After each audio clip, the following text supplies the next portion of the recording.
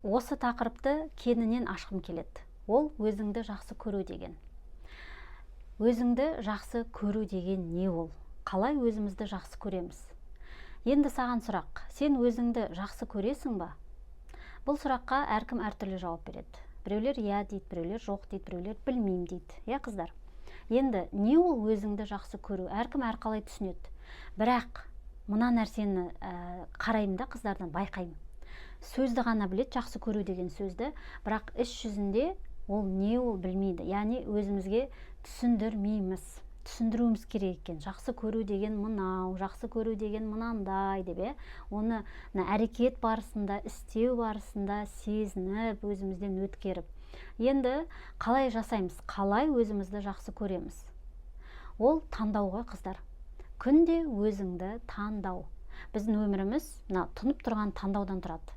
Таңнан кешке дейін біз таңдаймыз. Не жейміз, не ішеміз, не киеміз, қайда барамыз, нені көреміз, не жасаймыз, тағысын тағы. Күнде таңдауда.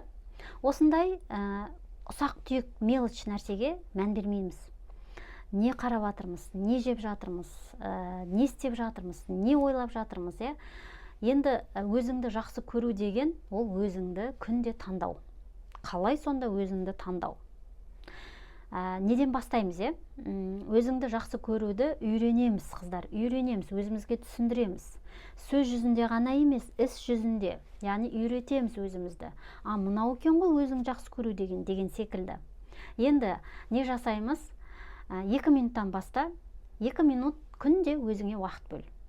Менде тым уақыт жоқ, мүлдем уақыт жоқ дегеннің өзіңде 2 минут бар ғой, сенде уақыт бар.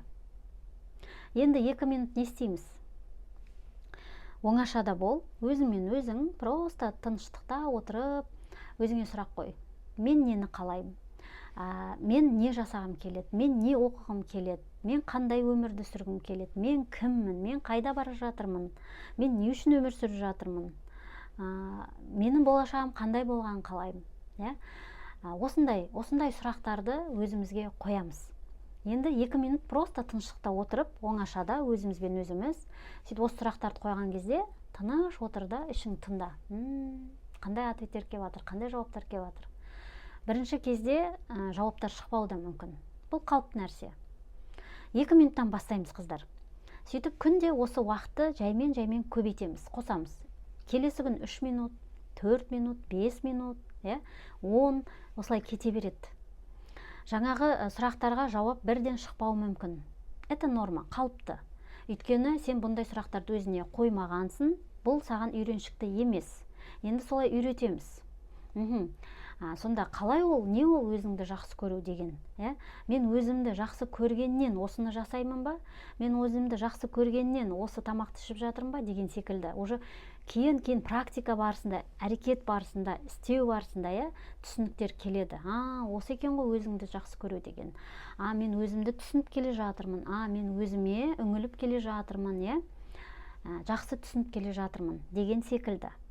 Қыздар, осындай формат егер ұнаса, лайк басыңыз, комментарийде бөлісіңіз.